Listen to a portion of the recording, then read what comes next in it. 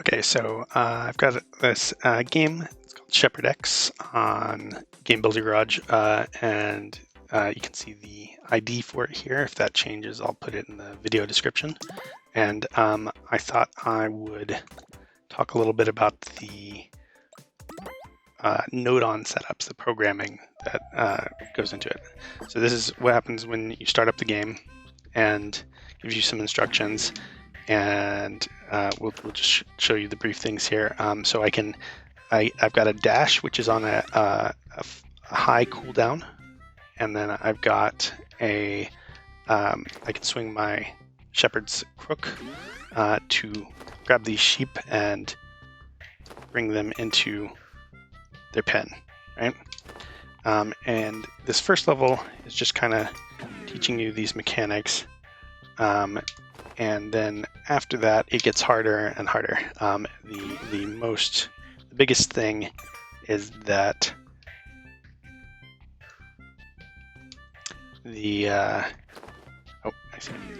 that there's a wolf that shows up, and then another wolf later on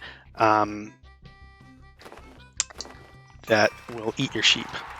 And it says great if you do the level without losing any sheep, and good if you lost one or two sheep, and if you lose 3 sheep, you lose the game.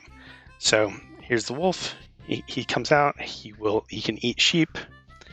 You'll see he's moving very slow, and he'll speed up as the game goes on, as the game gets deeper and deeper into the game. But he will eat sheep, and he also, when you hit him, disables his movement. So your staff serves 2 purposes here.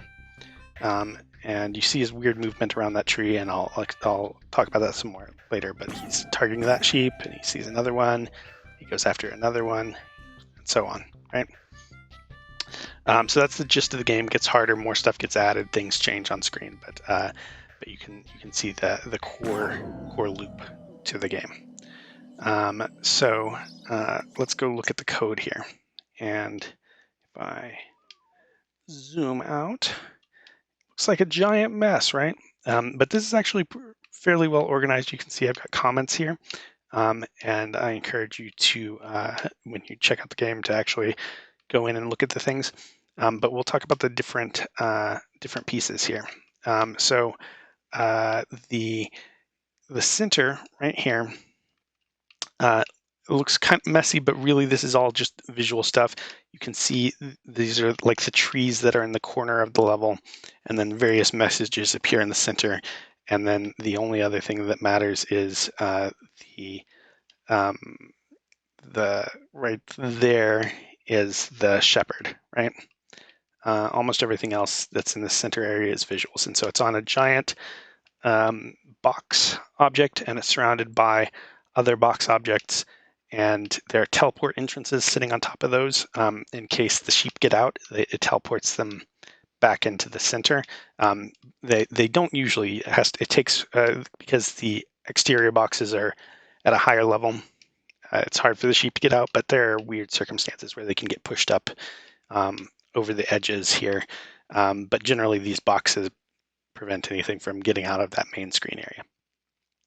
So let's go over here and look at this. And so this is controls. And the first thing, whenever you're looking at the code, just ignore the lines to begin with. Like, look at the boxes. This is actually pretty straightforward stuff. So if you look here, this is reasonably straightforward. We've got some on-start triggers that start up some flags. We've got our different buttons and our stick control, and this goes across. And this is actually just detecting the stick input for the walk animation. That's right over here. And most of the rest of the stuff, besides the buttons, is setting a cooldown for things. So for example, if you press the Y button here, and the flag is on, it'll do what it's supposed to do, and turns off the flag with a timer to turn the flag back on.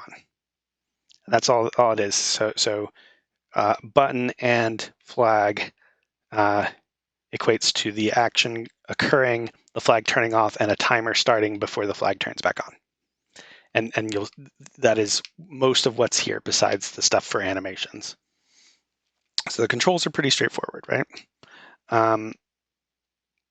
We've got the wolf properties, and this area right here is the stuff that stops its movement when you hit it with a stick. So it's got a touch sensor to see if your character is close, and pressing the shepherd's crook button, and then it starts a timer, plays a sound, and has an effect and stuff that basically stops a multiplier from occurring for its movement. And I'll cover that some more in a second.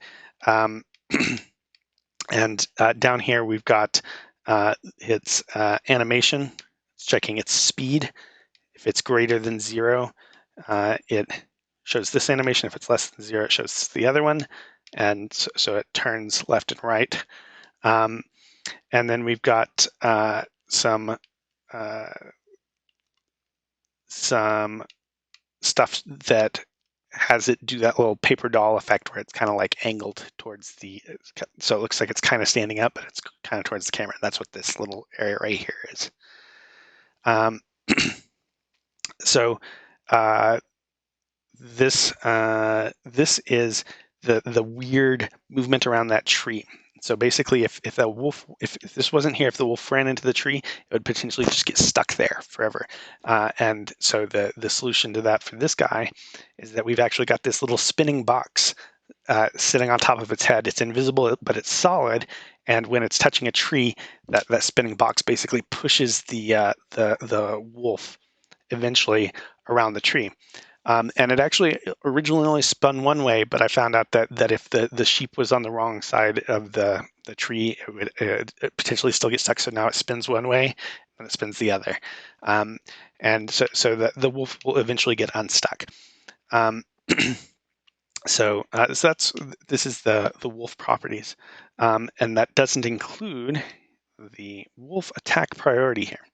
And before I dive into that, let's go look at so later in the game, the final boss of the game is this big bad wolf, who is very similar overall, except that he gets stunned for a much shorter time when you hit him with the shepherd's crook, and he just destroys trees when he walks up to them. So he just plows through them. So he's a stronger and scarier thing. He actually doesn't increase in speed though, where the other guy does. And they are both tied to this wolf attack priority setup here. So this determines which sheep the wolf is going after. And so we've got an on start here thing that turns on a flag for each sheep, and that these flags are saying this sheep is available to attack. We've got things that tie into the flag to turn it off if the sheep is destroyed. You can see these destroy sensors here that are tied to the sheep later. And we've got things that turn it off when it goes into the scoring hoop, into the pin. It turns off the flag, and there's something else that turns it off that's less relevant. So we've got these flags for each of the sheep that determines that they're available. Now we've got this calculator here that says, okay, 1 times this flag. If it's not 0, it shoves into this calculator, and what that's attached to is a location detector for the sheep. So if they're still available, their flag is still on, and this constant is going, this first thing multiplies that and shoves it through this calculator and runs it up, and this connects to the wolf. So this set goes to the big bad wolf, and this set goes to the regular wolf. And you can see down here, this is the location sensor for the regular wolf. if you follow these lines right here, connects it up, says, hey, that's where we're going, and we subtract the distance between the two, and so the wolf targets the sheep. Same with the big bad wolf. We subtract the thing that fed through this from that, and or subtract the big bad wolf's location from the sheep, and and we get the direction the wolf should move, right? So this is the first sheep. It'll always target this first sheep, but they're procedurally placed, so it doesn't really matter which one is the first, because you don't actually know where he's gonna which sheep he's gonna target until he starts moving towards it, because they're not always in the same position. So so we've got this first guy, and if his flag turns off, it's 1 times 0 is 0, and nothing goes through this calculator instead, right? And if this flag is not on, that actually starts up this one.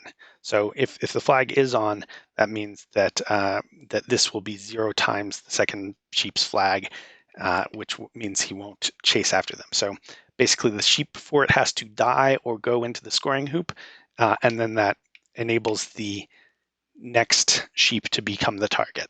And it goes on down, and it'll always target the next available one. So even if you kill this guy and you score this guy before even doing this, that's fine. They'll chase down this sheep, and then once it gets killed or scored, it'll drop down to the first available one where the condition is true. Like, it'll just go on down.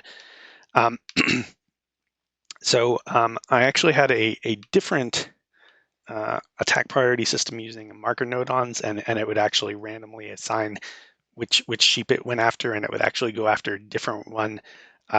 If you hit it with your stick, it would retarget. Anytime it stopped for a second, it would retarget, and that was fine. This works better for multiple wolves, and is just a little cleaner and a little smarter in general. There are some quirks to the other version that use the marker nodons instead. So we've got our wolf attack priority here. And so let's see what's next. I talked a little bit about procedural setup. So we've got several things that are procedurally set up. So at the beginning of each round, we've got 4 trees.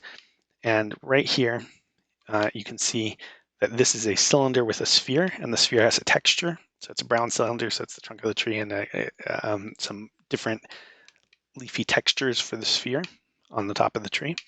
So each of these is one of our 4 trees that gets procedurally placed. And they're attached to a free slider that's attached to an invisible block that's in the middle of this area here. And at the beginning of the level, we will, on start, after a few seconds, it will send a random number and then map that number so that I can control kind of the range and where it's going to be, and so that it doesn't end up off screen or doing something too crazy, to the free slide connector. And so the tree moves and drops down, right?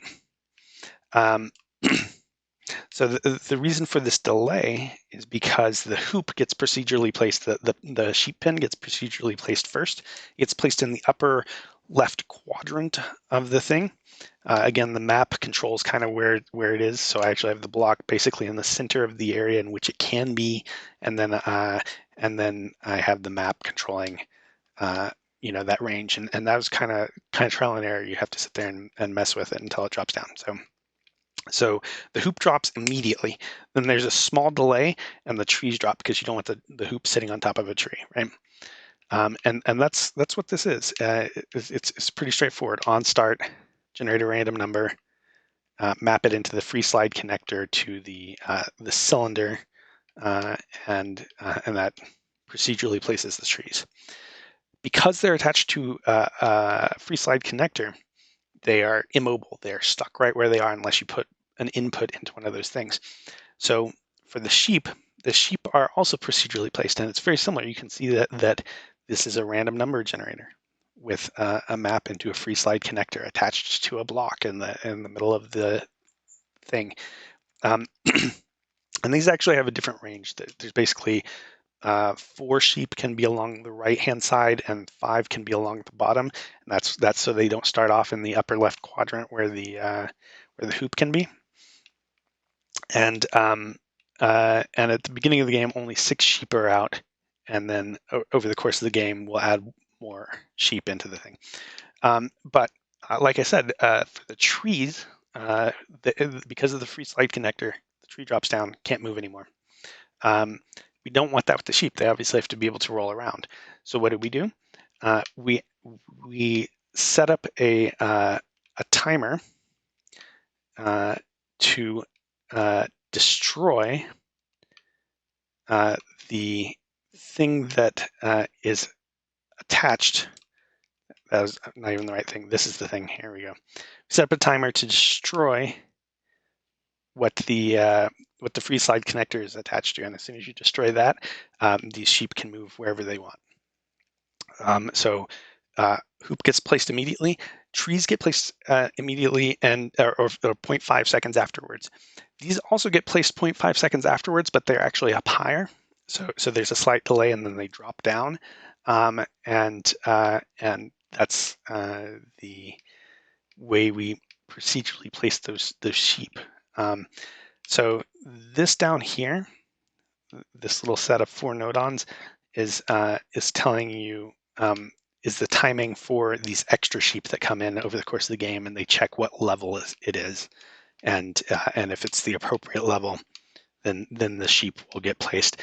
Otherwise, what actually happens is I don't have it destroying the sheep. You can see right here, we've got this thing.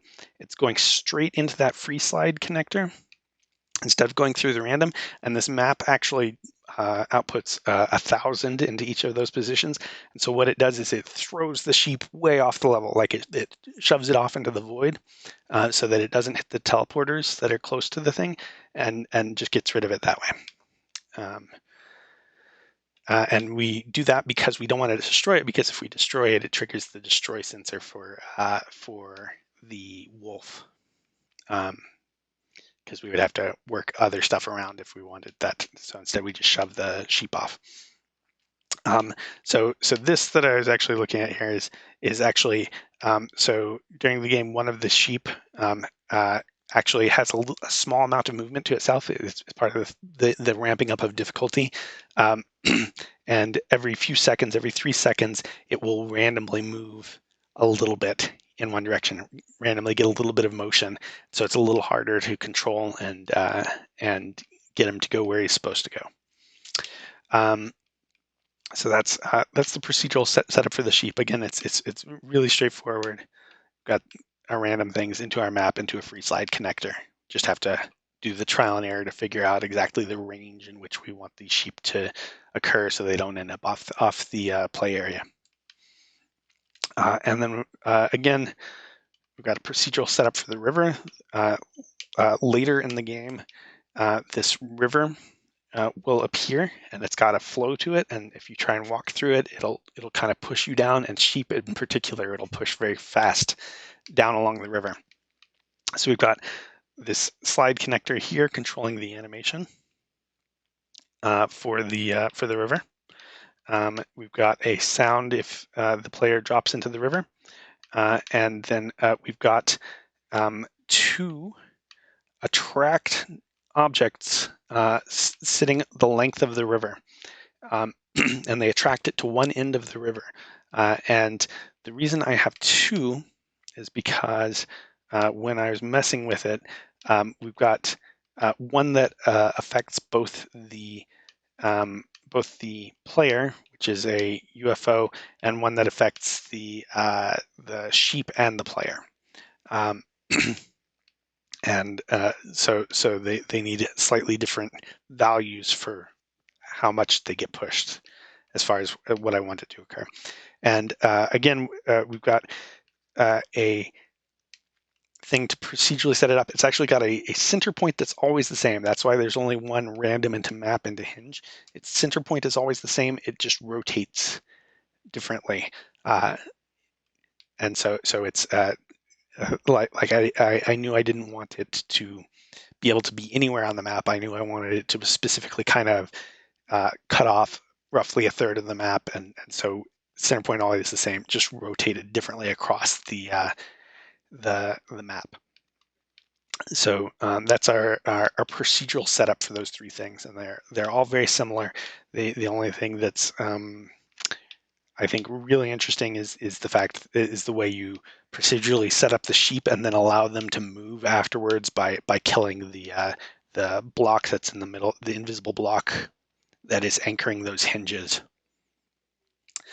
Okay, so what else do we have? We have life. So this detects when a sheep, which is the fluffball fancy object, is destroyed. And when it's destroyed, we count up. When this counts up, we increase the fill of this box, and each of these bullseye nodons detects it. So we can see if there's one sheep destroyed, two sheep, or three sheep, and various things will happen. Obviously, when we hit three sheep, that triggers the game end, and we've got a failure thing, and different music happens depending on what level we're on, and victory screens and things like that. But basically, this is really straightforward object break, mapping into a counter because each of these blocks is 1/3 is 0.33 of advancement along the thing, and then some music and stuff depending on different circumstances. And we also have our world nodon sitting here. He's not actually that interesting, but it's a good place to put it.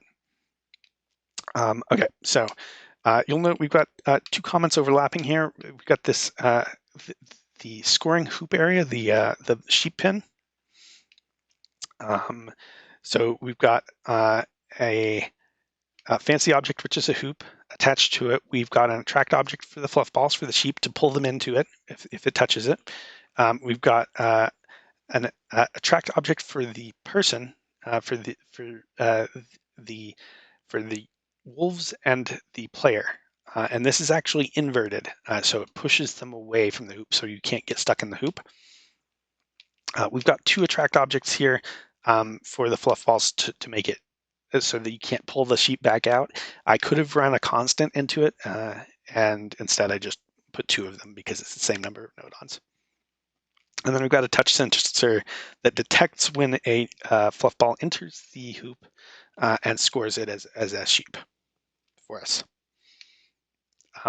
We've got this overlap with the big bad wolf properties here because we have a thing that lets, when the wolf gets too close to the hoop, it'll trigger the touch sensor and then push them away, and that helps keep them from getting stuck on the hoop. So it's just a different way to address that, because with the rotating helicopter that's on top, invisible on top of the wolf, that doesn't work on the hoop because it's on the ground, and so instead we have a slightly different way to address that, and this actually affects the big bad wolf as well. So then we've got, we talked about whenever you score, it goes into the sheep, and it also goes into your overall score counter. You'll get points for collecting sheep. You lose points if they get eaten. You lose 2 points if they get eaten.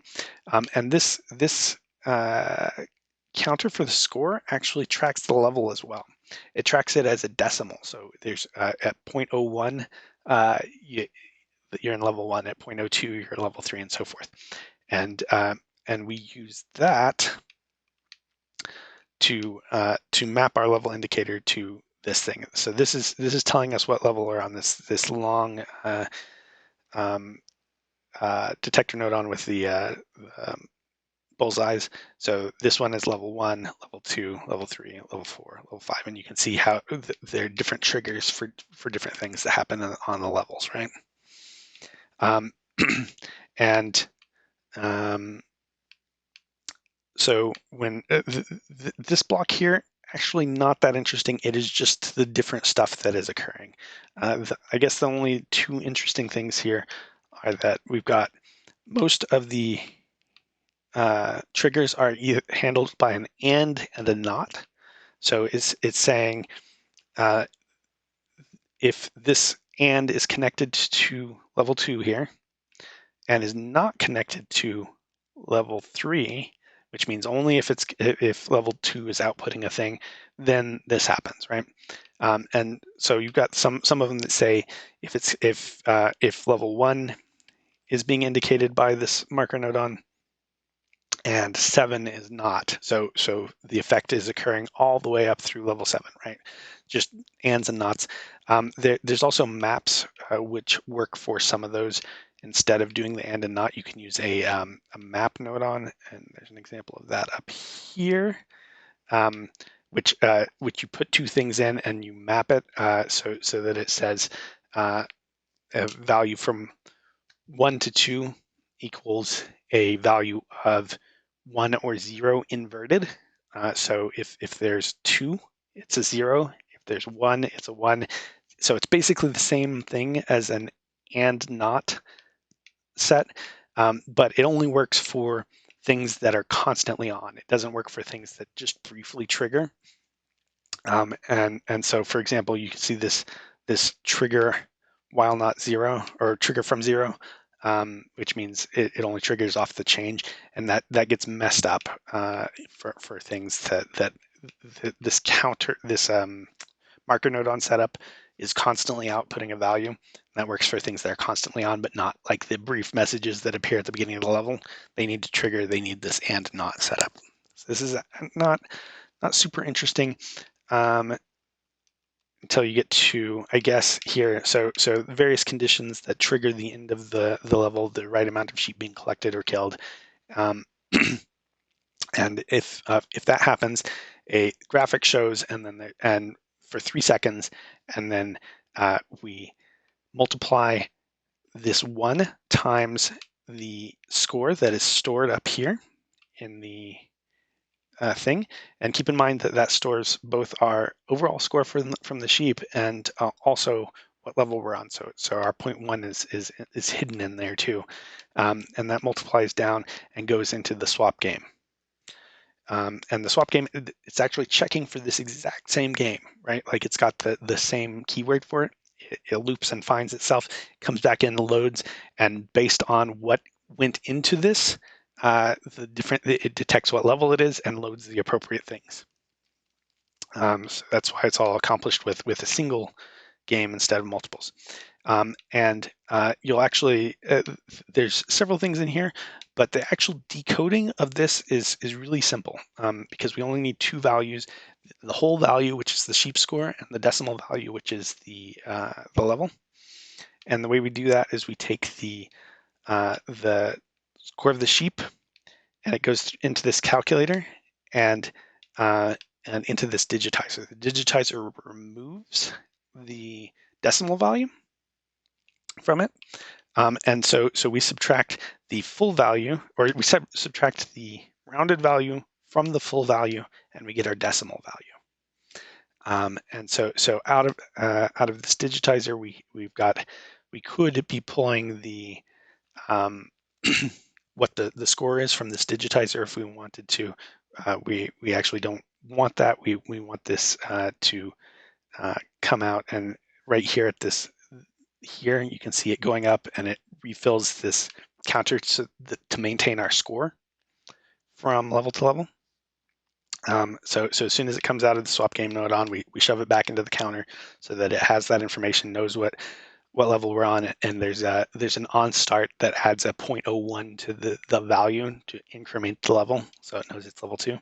And then this thing right here, this subtracting the rounded value from the whole value, gives us level information that we can use elsewhere. So that's the decode, the swap. I think that's all the main things. But yeah, so we've got a cool attack priority thing again, because it's procedurally set up, it doesn't matter that it's going after these sheep in a particular order, because they're always in different places and you can't tell which one is which, right? Like they're all fluff balls. And then we've got procedural setup for these different things. And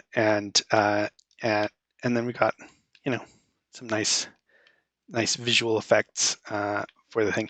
And you actually, if you go through the game, the first time you beat the game, it says you win. Now try for perfect. And there's actually a 10-second delay, and then you can keep playing. You can. There's a message that says you can continue trying for a high score. If you go through the first 7 levels and you manage to get all the sheep 100%, it gives you a different win screen that tells you that you achieved a perfect score. So that's the game. Hope that was useful. If you have any questions about specific pieces of this code setup, let me know. Thanks.